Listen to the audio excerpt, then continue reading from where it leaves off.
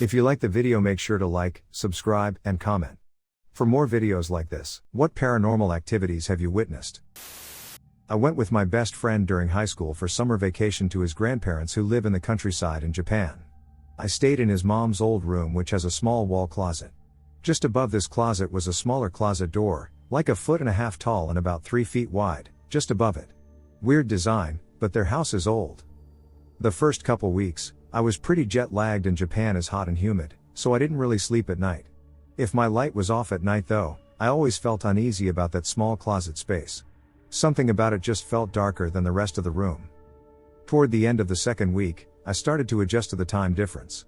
One morning, I woke up and that small door was open. It was unsettling, but I closed it and just thought maybe it wasn't closed all the way and came loose. A couple nights later, I woke up feeling uneasy. It was dark and I could kinda see, and I could see that small door was open. It was much darker than the rest of the room, like black, pitch dark. This was the first and only time I experienced paralysis.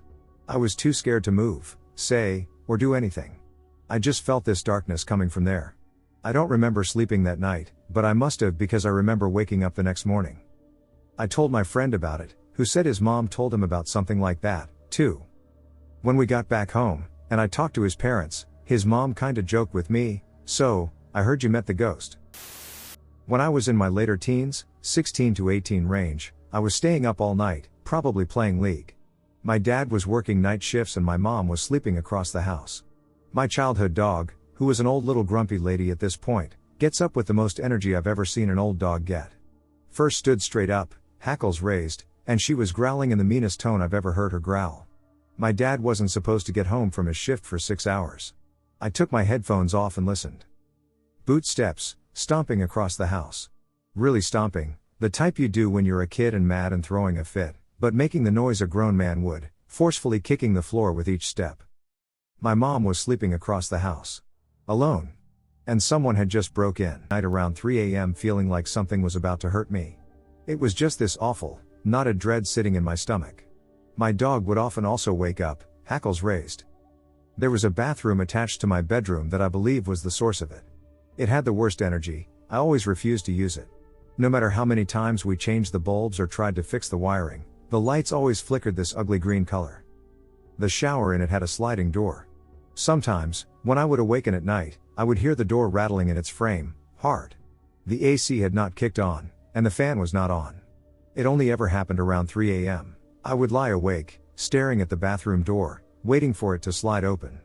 Fortunately for my sanity, it never did. The shower door rattled alone in the dark bathroom, slamming against the sides of its track, but the bathroom door itself stayed shut. I once had a friend sleep over, and he bolted awake around that same 3 a.m. time frame whilst I was ducking around on my computer. He turned to me and told me he had felt suddenly very afraid, and that he wasn't sure what had woken him up. I hadn't told him a thing about what I had been experiencing. Just before moving out, I went in to clean that bathroom to prep for the sale of the house. I heard a slight hum, like a woman singing. Nobody else was home, and no radio or television was on. I stopped to listen, as it was very quiet and very brief, and heard it again, directly in my left ear. Loud and clear. I bolted outside and did not come back in until everyone was home.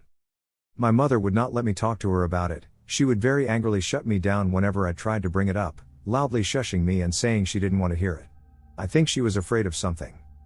My brothers later admitted they had tried to have a ghost hunt in what they felt to be my haunted bathroom while I was away at soccer practice one afternoon. Even they were wary of it. I'm still not sure if I was just crazy or not, as nothing outrageous ever happened. I just remember the constant fear. I was living in an apartment with 3 roommates at the time. I was 19 and working all sorts of weird hours. As usual, I would stay up late most nights. Our apartment had 2 hallways that formed in capital L. My room is at the top of the L. The bathroom was in the corner of where the lines meet, with the door being in the inside middle of the small section. In the outside corner was the living room. My roommate had his bedroom at the end of the little part of the L. I walked out of my room to go to the bathroom, no need to turn the light on as this was a trek I had made hundreds of times before. As I left the bathroom, I turned to go back to my room. Just as I turned off the lights of the bathroom, there standing where the short hallway and the living room met, there was a teenage girl standing there. Wearing a white flowery dress, just smiling. She didn't look evil, just a normal person standing there smiling at me. I freaked the duck out and went running for my room. About 20 minutes later I finally came out of my room, turning all the lights on as I went through the apartment. She was nowhere to be seen, however where I saw her standing was noticeably colder than the rest of the apartment should have been for an August evening. Creepy, but not the worst part. I lived there for about another year, and I never saw her again. After I had moved out I was hanging out with my one roommate who had the bedroom at the end of the small hallway, right next to the bathroom. We were talking and I told him that I never felt comfortable in the apartment after something happened. To which he responded, "Oh, you saw her too. I nearly drove off the road when I heard this." We then both described her, finishing off each other's sentences describing her. He had seen her twice. I was indifferent about ghosts before that. Now I believe in them, or believe in something. It was very creepy and every time I tell the story the hairs stand up on my arms. I was in the capital of Ashgabat, waiting for my apartment lease to be approved by the local council, so I had to stay at their hotel.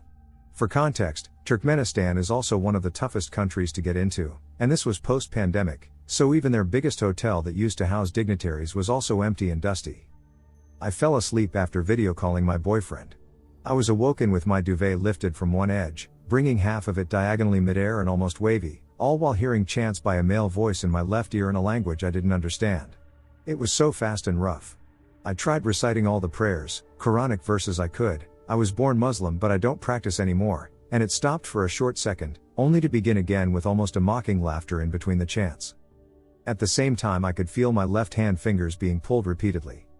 It ended as the sun rose. I immediately called my friend who was 3 hours ahead in time zone to just debrief and process what the duck just happened. Told this to some friends and local colleagues, and yes, they theorized some regional genes. Of course I checked the duck out of there that morning and moved into a staff boarding house. Most terrifying experience of my life. My fiancé at the time and I went to visit my dad. He had just bought a property built in the 1800s as a place to eventually modernize and sell. It was still in great shape and he invited us to stay there for the weekend instead of bothering with a hotel. We arrived and tired from our drive, pretty quickly found the master bed and bathroom to get ready for bed. While using the restroom I noticed some cold drafts and heard some rhythmic pacing like sounds coming from the wooden floors. I brushed the cold off without thought at the time and assumed my fiancé was just looking around room, even though the walking sound was more like a boot than a foot with socks hitting the floor. At any rate, we both went to bed and fell asleep pretty quickly. At some point, my fiancé is nudging me in the side, "Sweetheart, sweetheart." She is whispering but has an urgency in her voice. I opened my eyes and my heart and blood went cold for a second. There is a faint white figure standing there, just looking at us at the foot of the bed. We both saw it as clear as day. What was even more jarring is that same draftiness I felt before was back. The figure had a feminine essence and somehow an 1800s look. Fiancé and I held hands under the covers, just sort of both awkwardly caught off guard. The thing we both remember now aside from being a bit petrified is that what didn't sense any hostility or malice, just a good 10 minutes of holy crap. The figure stayed relatively still, just sort of shifting her head back and forth like you would while looking at an item at a sale or something interesting. Then as suddenly as everything started, the figure just went away. The rest of the time there we noticed other odd sounds and slept downstairs in the living room, all lights on. My dad also had a Corvette stored in the carriage house but my fiancé insisted there was a bad energy, so we never went in and took it out for a spin. This is one my grandma used to tell about one of her aunts. They lived in Laos during the Secret War. Her aunt started talking with one of the American soldiers and he started learning basic Hmong. After some time though, he stopped showing up. The basic consensus was that he was dead, but she kept waiting for him. When things got really bad and the bombs started dropping, they fled to the caves for shelter. One night, as everyone is sleeping, she hears a familiar voice. It's the soldier. He's mumbling in a very broken Hmong, "I'm back for you," over and over again. Her eyes are still closed until she feels something reach out and grab her shoulder and slowly move down to her hand.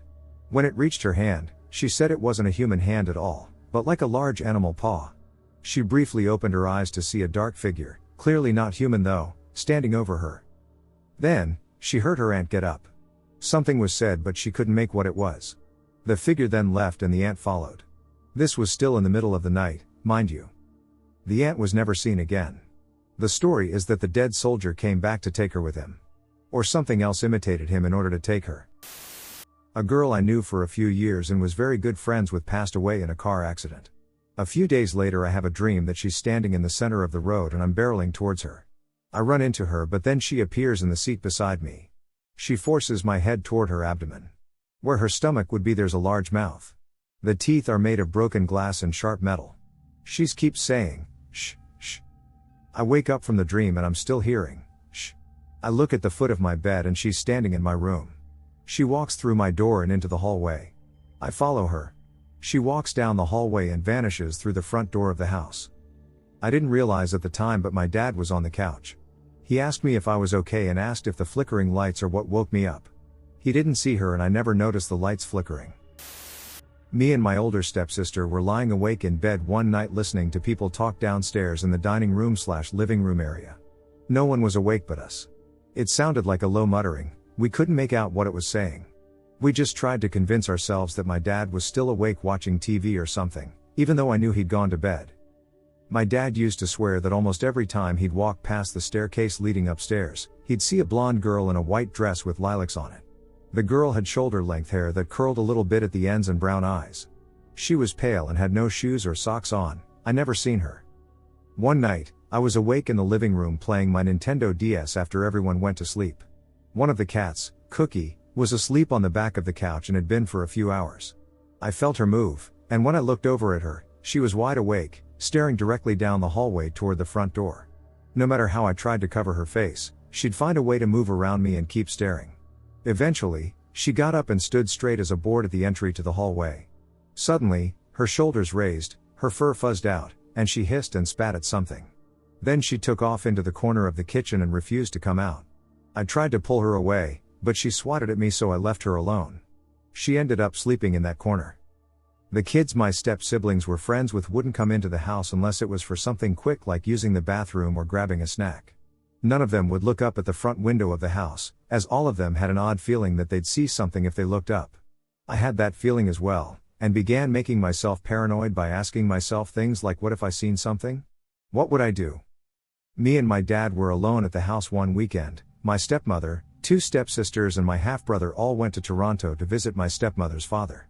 So me and my dad had some alone time and were painting my older stepsister's bedroom wall hot pink. We'd done the primer coat of paint and were in the process of applying the base coat. I was sitting on a sheet in the middle of the floor, mixing paint, and my dad suddenly goes, "What the duck is that?"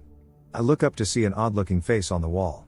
It was red, was like a triangular diamond in shape, had very pronounced cheekbones and sunken-in eye holes. It freaked me and my dad out, so he suggested that we go to a local restaurant for lunch, instead of ordering to the house. We were gone for a few hours, and when we got back, the face wasn't there anymore. So unless my stepfamily had driven back from Toronto specifically to scrub that face off the wall, then haul their butts back up to the city before we got back, or unless the cats were able to jump consistently 5 to 6 feet off the ground with the sole purpose of scrubbing that face off, there's no explanation. And before someone maybe mentions maybe the previous color was appearing, before pink, the room was blue.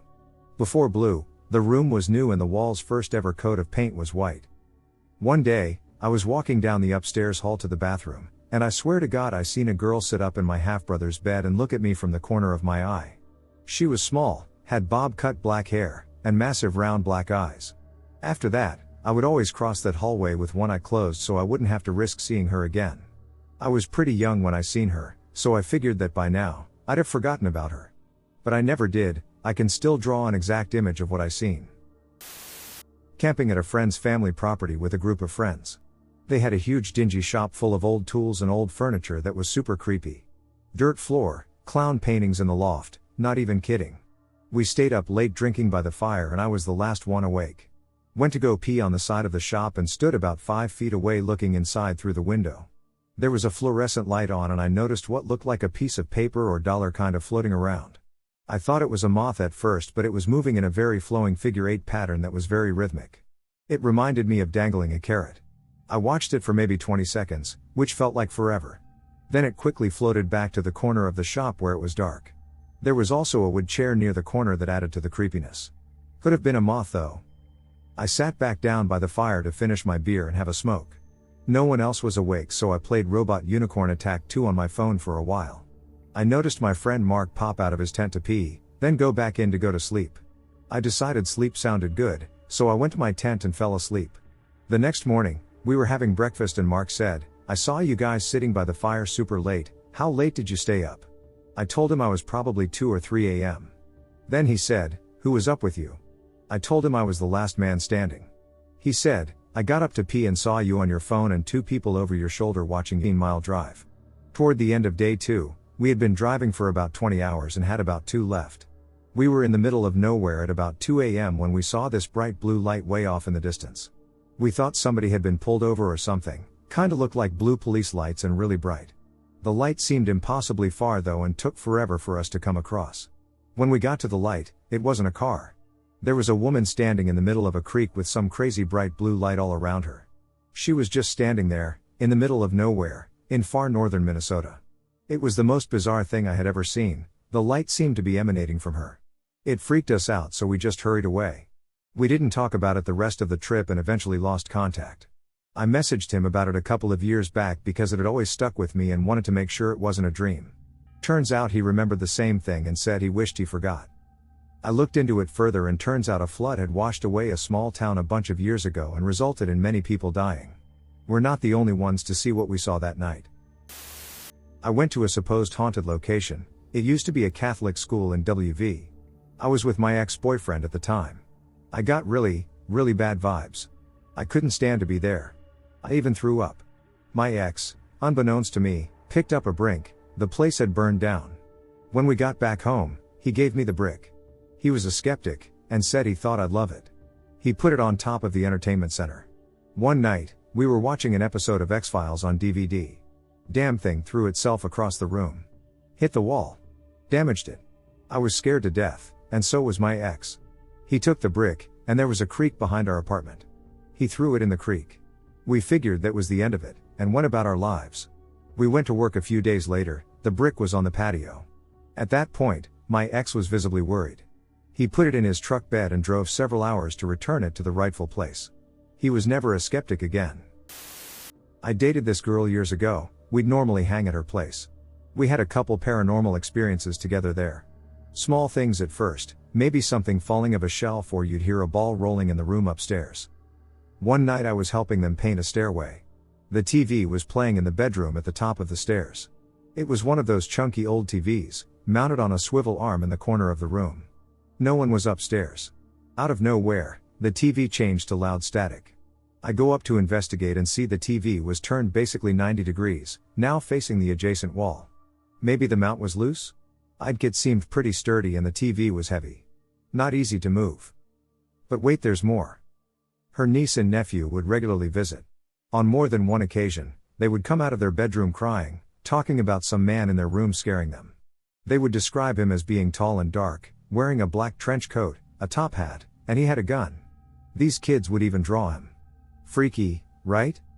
Well, one night as I was leaving, I was standing on the front stoop facing the house, saying goodbye. I could see to the back of the house through the storm door window. Before the hug goodbye, I shifted my weight from right to left, and as I did so, glanced into the house and I ducking saw this huge shadowy figure in the rear of the house. I did a double take and she started to freak out after I explained what I saw. Absolutely wild. When I was left home alone, I'd hear thumps, noises, and feel a horrible presence to a point I would cry and scream for my parents. I couldn't move off of the sofa and enjoy any time I had alone, because it felt like I wasn't actually alone.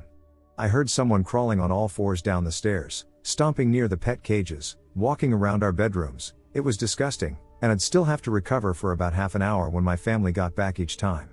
One time it turned my radio on and started playing a very specific song that I'd never heard before. I uses to question it. Was it friendly?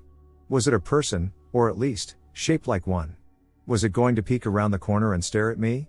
At one point I even thought it was a man, a toddler or a mutated child my age that was using our house as a hiding spot. One evening, my nose just started frantically bleeding. Being the weird kid I was, I left a handprint on the wall from it, next to a keyboard I highly suspected the thing would use as a hiding spot. Decorative purposes? I honestly couldn't tell you. What I can say though is that I wasn't expecting another one to appear next to it a week or so later. It was also in blood, way smaller, but in blood. That's when I kinda thought there could actually be someone, or something, stalking me. I've always wondered if it's a specific spirit or curse, but no prevail. Neither of the handprints were mentioned. I tried to show it to my sister who was convinced she did it, but her hand was far too small. Whatever it was, I hope it's not watching me now. There is an area near where I grew up. They say the place is haunted, and I can tell you that I did not believe in ghosts until I went there. When you enter the woods, everything goes quiet. No birds, planes, cars in the distance. That's when creepy stuff happens. I went 3 times with friends. The first was at night and we heard screams off in the distance, but it was really hard to tell where. All of our flashlights died and it was almost impossible to get back to our cars. Another time was during the day, and after it went quiet we heard what sounded like heavy footsteps heading towards us, but we did not see anything. Once it was in closer distance we ran back to the cars. The last was at night. We were determined to figure this place out, and again most of our flashlights died. We heard what sounded like an animal being killed, but it was maybe 10 feet in front of us. Some of us hears voices in the distance. We stayed on the path, but on our way back trees were laying in the path that were not there before. It's called Dudleytown and the shit still scares the hell out of me. I've had only one paranormal experience that I had trouble making a rational sense of. This was many years ago when I was in high school. I lived in an isolated community where ghost stories and paranormal stuff were pretty common. I thought nothing of the stories until one night. I was fast asleep as I had class in the morning. My room was also on the second level of our house, so I rarely woke up due to noise. All of a sudden I had a horrible nightmare. I can only describe it as seeing the woman at the ending of Wreck, a pale skinny humanoid figure, and then I heard the most awful scream/blood gurgling purse in my ear so loudly I immediately woke up in a sweat and heart beating out of my chest. As soon as I got my bearings, I heard someone coming into the house. Since I was not sleeping again anyway, I went to check it out, and this was at 3 to 4 a.m., so I was curious who it was. It was my mom, her friend and daughter, and they looked terrified. My mom didn't know either, as her friend only called and asked to be picked up ASAP. Neither of them could speak as first they were too scared. Eventually, she explained that she was down in their basement, putting wood in their furnace for the night. Then, in the corner of her eye, she saw this pale, horrifying figure, and as soon as her eyes locked on it, this thing screamed at her so loudly it woke her daughter up upstairs. She booted it, grabbed her daughter and ran out of the house, and called my mom. I told her about my nightmare. What I saw and heard in my dream was identical to what she had just experienced. To make it even weirder, my mom had a Christmas present for another friend's baby in her closet. The whole night, it was going off as if someone was pulling the string on it, repeating, "Oh boy." It never did this for the weeks it was in there prior to that night. Needless to say, none of us slept a wink. Oh boy, do I have a story. My sister and I slept in the same room when we lived in our grandparents' house. We both always fought over the top bunk bed that was pushed up against the wall, not too far from the bedroom door. But looking back, it did seem like a massive room. Well, the door was shut tight that night while the toys scattered all over the floor due to how lazy my sister and I were as kids. Always being yelled at to clean up our room. We had one window that we kept covered because I love the dark, and I still sleep in the dark to this day, and because we snuck out the window twice in our young lives that the window ended up getting bolted shut. Well, my sister had a nightlight after this event.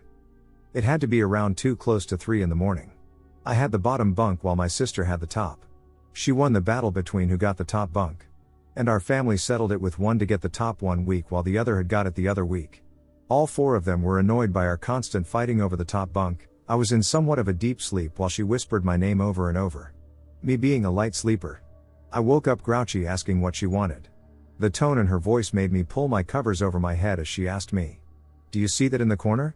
I said no. And she begins freaking out as she describes to me that a tall dark figure wearing a hat stood in the corner. Now she's creeping me the duck out.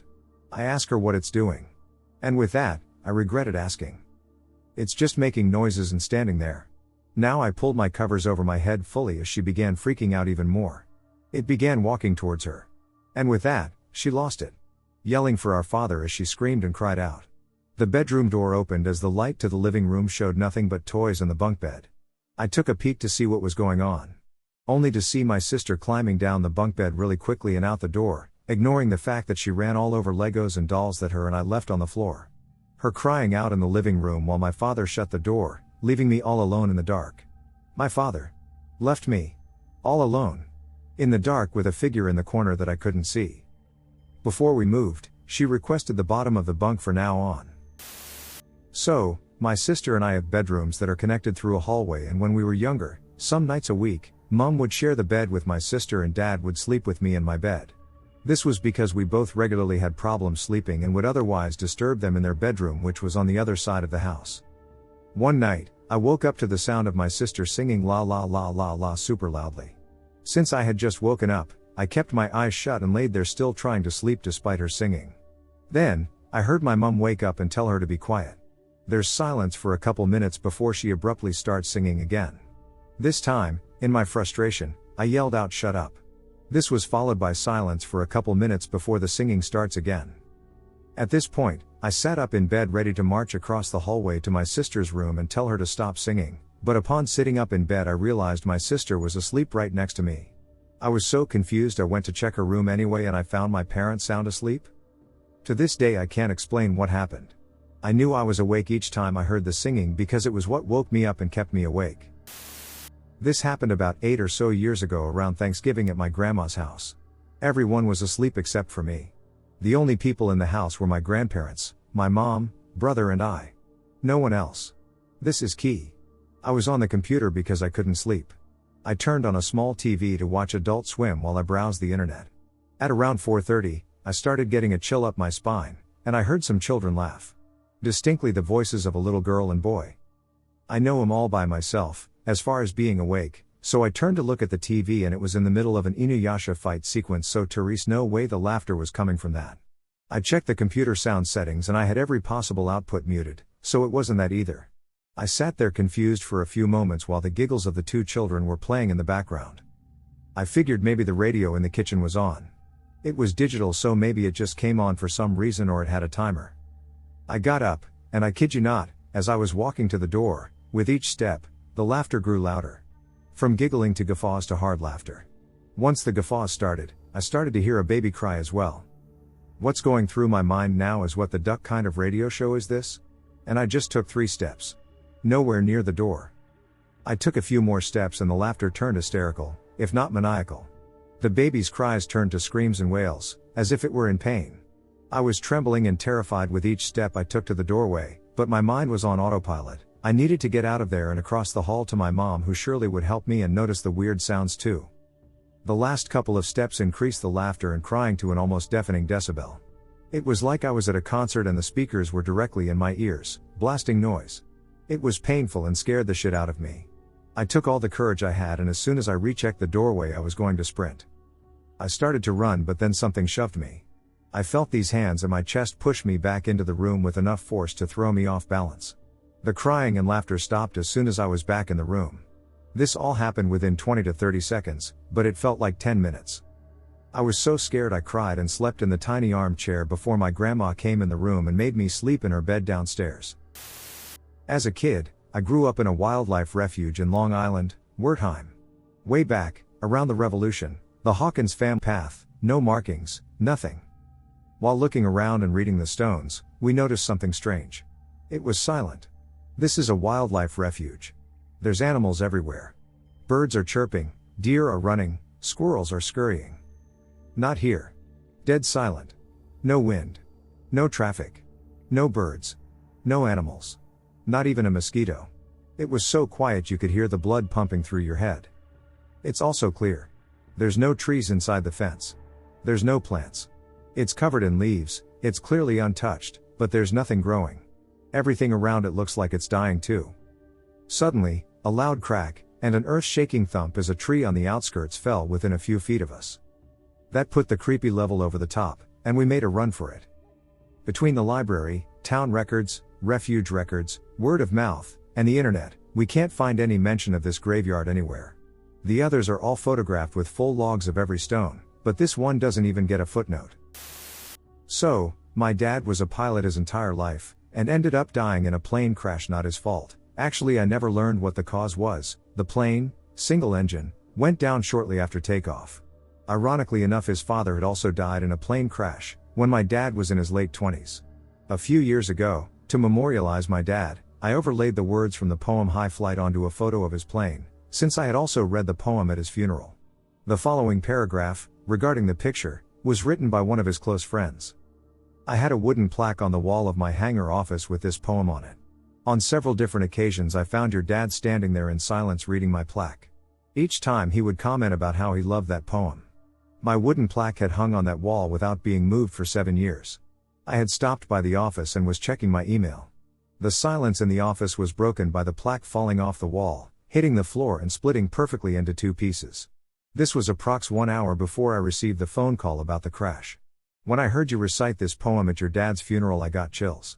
I am forever certain that your dad visited me that day and wanted me to know he was there. The plaque remains today in 2 pieces displayed on the mantel over my fireplace. There's a bridge near where I grew up in Bunk, Tennessee that is notorious for screaming at people at night. The screams aren't audible to the houses nearby and supposedly you have to sit on the actual bridge to hear it at all, though I personally haven't tested it or anything. The common explanation is that it's a bobcat that lives under the bridge, but people have checked with dogs and such and never find signs of any. Well, some friends and myself had heard this story for years all growing up but never tested it. So one night after a few beers we get up the notion we're going to go test the thing. So 5 drunk guys pile into a beat up car and we drive down and park on the bridge. This is 1:30 a.m. and it's dead silent out. We sat there for a good 45 minutes and nothing happened. We had the windows down and had started debating whether or not it was all bullshit when the scream happened. We had the lights off and there was a moon so you could see pretty well and there for sure wasn't anything outside the car, but it was ducking loud and it sounded just like a woman with particularly powerful lungs having her skin ripped off right outside the window on the rear passenger side that faced off the edge of the bridge. Now I've heard bobcats in heat while hunting and they do like a scream kind of thing. It's hard to describe but they do it in little repeating bursts. This was a good 3 to 4 seconds extended scream at incredible volume. We tore out of there like a demon was chasing us. A couple of miles down the road we finally stopped and actually processed what happened. My adrenaline was going so badly and I was so scared I was just shaking uncontrollably. One of my friends had actually pissed himself, which I'd never seen anyone actually do. One friend immediately left the car and vomited. To give what I think was a good frame of reference to how actually terrifying this was, my friend whose car we were in wasn't even mad at the friend that pissed all over his seat. It was insane. To this day I have no explanation for it. My personal story happened while I worked with the 9 to 18 month babies. At nap time, they all sleep in their own cribs and the teachers all huddle in the furthest corner, so the kids will stay asleep. One day, the kids are all asleep. Which is a feat in itself. So I'm sitting, facing the room at large, talking to my coworker. As I'm checking the room, a ball that was left out rolled across the floor. Just straight up moved 4 feet across the floor. It didn't start anywhere near a baby and, even if it had, they were all asleep. The ball was slightly deflated and it even sounded like someone tried to grab it, that sound of fingers trying to find purchase on rubber. Now, normally I'd attribute this to a trick of the light or the AC kicking on, but my coworker, who had been looking at me, turned her head at the sound and said, "What was that?" I told her what I'd seen. We had a nervous chuckle, and we asked the ghost to kindly not wake any of the kids. Other coworkers have felt taps when no one is behind them, have seen things move on their own, and one even saw something too tall and abstract to be a kid run down the hallway, only to disappear. Last Christmas I was over at my fiancé's place. The 2 of us were doing homework and just sort of hanging out. During a lull in the conversation I heard what I thought sounded like tears screeching on the pavement. It was very far away and given that downtown was nearby and I'm partially deaf I shouldn't have been able to hear it. I didn't mention the sound because my fiancée didn't seem bothered. So I brushed it off as sound traveling wired in the city. 5 minutes later it happens again, but closer this time. She looked over at me with her eyebrow raised. Again, downtown is close and we brushed it off as noise coming from there. The next time was about 5 blocks away. It happened 30 seconds after the other, which is way too fast for anybody to travel from downtown to where we were. We both noticed something this time. 1. The pitch was changing continuously so it couldn't be a recording. 2. It wasn't a screech of tires, but an undescribable inhuman scream. We looked at each other and laughed sort of half-heatedly while trying to still make light of our situation only to be cut off. Whatever was screaming had gotten to the end of our street in 10 seconds. We both jumped into action, started locking windows and doors and were halfway down the hall to her room when the 5th and final wail sounded. I shit you not, this thing must have been at the apartment steps. We bolted into her room and she ripped an older book off her shelf. I've never seen someone skim through pages so fast. Next thing I know we're taking protective measures and actively trying not to think about what just happened. A few hours later, with us not making a sound during that time, her mother comes home and we race to tell her our story. It takes her about 10 minutes before she looked us both in our eyes and say, "Sounds like a banshee." I don't know what it was or what happened to it, but that is hands down the spookiest thing that I've ever experienced to this day. I was driving home from work at night like it was dark, but not too late, probably 8:30 to 9. I was not drunk or on any drugs, I was not sleepy, it was not storming, etc. It wasn't backwoods or anything, I live in a moderately sized city, but it was a somewhat back road and I was the only car in that stretch of road. All of the sudden, a little girl ran out into the road from the right. She was wearing one of those mid-century looking dresses that reminded me of pictures of my mom, frilly knee-length red dress with one of those fake white apron things on it. Pigtails. She looked like she was chasing something. She looked up at me and before I could even complete my panic response of trying to stop/swerve, she ducking disappeared. I have no explanation for this. I drove that same stretch of road for the next year or so while I lived on that side of town and never saw her again. My good friend shared this story with me and I've never been able to shake it, or retell it as well as him. It's a long story so I'll just tell you the first part, which I find the scariest. He's about 40 and divorced. Back when he was married with a 1-year-old daughter, he and his wife bought a house and moved in. It was apparently an old house that needed some fixing up but they got a good deal and were ready for the work. After a week or so there he notices a life-size doll in the corner of the nursery where his daughter sleeps. It creeps him out because he's a normal human being, so he turns it around to face the corner so it stops staring at him. After putting the kid to bed, he goes downstairs and asks his wife about it. "Where did we get that doll?" She looks at him and says, "I don't remember, I assume someone gave it to you for our daughter and we moved it here." He's a little weirded out because he didn't remember moving the doll and wonders if maybe it was in the house when they moved in and he didn't notice it. The next morning he goes to get the kid out of her crib and notices something. The doll isn't facing the corner anymore. It's looking at him again. I'm getting shivers already just remembering him tell me this. That's enough to creep anyone out, so he throws it in the closet and shuts the door. That night he has an argument with his wife. I don't remember what it was about and it's not really relevant, but the point is they were getting into it a bit, loud and focused enough that they didn't notice their daughter crying upstairs. At a lull in the argument, his wife hears her and says she's going to go check on her, but he just tells her she'll be fine, let's hash this out. Another minute goes by, and suddenly he realizes he's practically having to shout over the noise of his daughter screaming from her room. It sounds different. It's not a normal cry. He glances at his wife and quickly starts up the stairs. What he saw when he opened the door literally makes my eyes water with fear when I think about it. The closet door is open. The life-size doll is sitting next to the crib, motionless. And its arms are reaching through the bars towards his daughter. Just stiff and motionless, like it was caught in the act before returning to a doll state.